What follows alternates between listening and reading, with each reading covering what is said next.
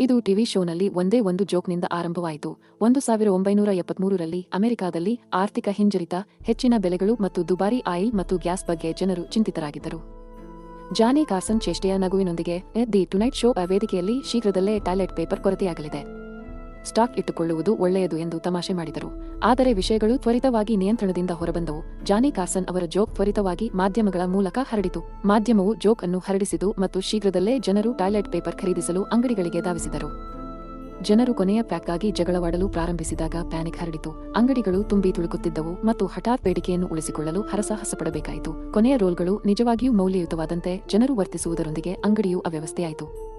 Media ವಿಚಿತ್ರವಾದ ಕೊರತೆಯನ್ನು ಎತ್ತಿ ತೋರಿಸಿದವು.